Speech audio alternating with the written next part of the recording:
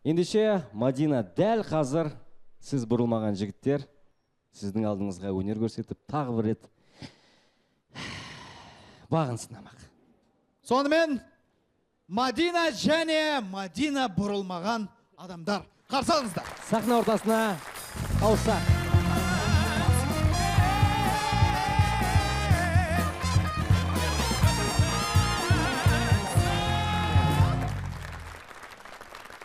Құрмет достар, Қызық Таймс бағдарламасы эксклюзив алғашқы рет. Қазақстан дауысы жобасында Мадина Садуақасова бұрылмаған өнерпаздар бүгін осы сахнада Қазақстанның түкпір-түкпірінен келіп Мадинаға өз наздарын айтпақшы. Қабыл алыңыздар. Мадина бұрылмаған өнерпаздар. Сен маған бұрылмадың, бұрылмадың. Көзімде тамшы болып, жас болып қалды. Өзіңді бұрылар деп күтуменен уайымда 5 килограмм тастап алдым. Сен менің естідің ғой дауысымды, орындар деуші едім арманымды. Бұл жаққа келу үшін ақша таппай, білмейсің бір почкамды сатқанымды. Бір почканы сен маған бұрылмадың. Ал сен бұрылмадың. Неге? Ал менің туған жерім Сарыарқа, өмір сүрдім арқалық жаңа арқада. Арқадан басқа нәрсе көрмегенде алдымнан тағы шықты сенің арқа. Бастағанда екінші маусымды орындау үшін келдім арманыңды. Бұл жаққа келуіңді білмейсің сен. Екінші почкамды да сатқанымды. Екінші. Ал сен бұрылмадың. Сен маған бұрылмадың, бұрылмадың. Даусым керемет деп ойламадың. Көрінбе жүр ғой қанша талант, ақшаға сатып алып бұның бәрін. Мен бәрібір әнші боламын. Мадина, мен Алматыға келу үшін несие алдым. Бірақ сіз маған бұрылмағаннан кейін қайту үшін тағы несие алдым. Тағы несие? Мадина, сіздің әңгімеңізді сүйіп тыңдайтын едім. Бірақ бұрылмағаннан бері сүймей тыңдаймын. Бірақ тыңдайды. Бірақ тыңдайды сонда да. Мадина ханым, егер сіздің орныңызда менің орнымда сіз болсаңыз, мен де бұларға бұрылмас едім.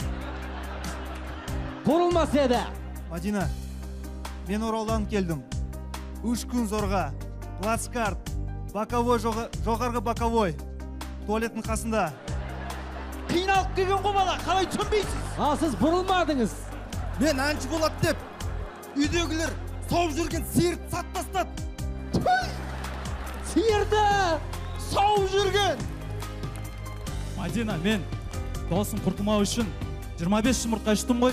Тауық туат ішем, туат ішем. Туат ішет. Білесіз ме қалай қиын ол? Тауық шаршады.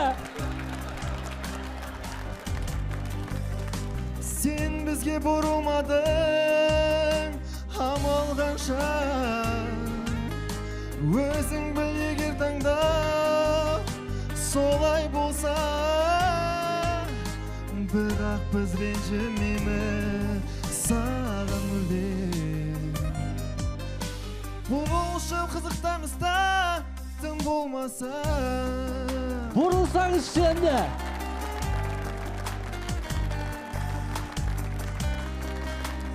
құрметті Мадина, менің әнші болуыма кедергі жасағаныңыз үшін рахмет. Сіздің арқаңызда мен әншілікті қойып, оқуымды оқыдым. Қазір жеке бизнесім бар. Рахмет сізге. Бәрекелді. Мадина, ал мен болсам аудан әкімінің орынбасарымын. Аудан әкімінің орынбасары бұрылмағанның арқасында.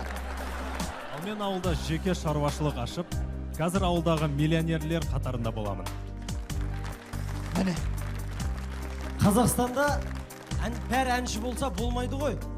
Сіздің арқаңызда 25 білімді инженерлер, 36 мұғалім, 4-5 автослесарлар, 14 сантехник қосылды. Осының бәрі сіздің арқаңыз. Сіз бұрылмағандықтан олар сондай жұмысқа қосылды. Рахмет сізге. Отчет тапсырылды. Бұрылсаңыз şimdi. Енді бұрылыңыз.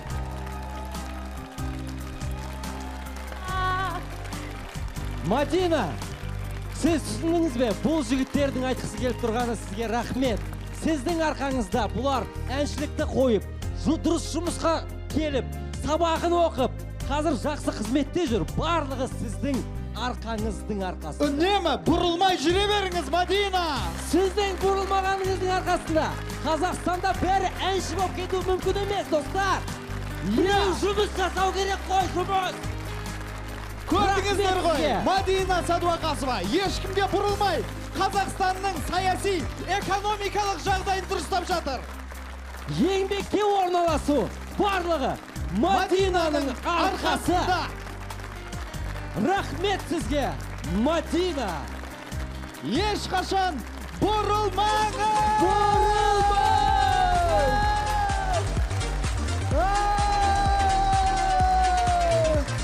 Қошеметтеріңізбен құрметті достар, қызықтаймыз бағдарламасында Мадина Садуақасова.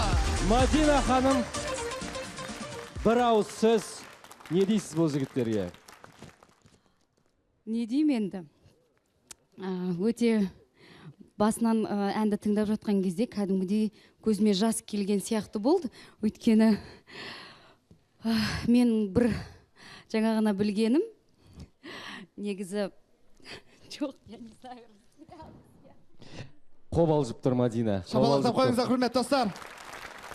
Мүмкін мен креслоны бүйтіп қойсам дұрыс сөйлейтін шығар Мадина, кәнекей. Сонымен Мадина, қандай сезімде болыңыз, қандай әсердесіз?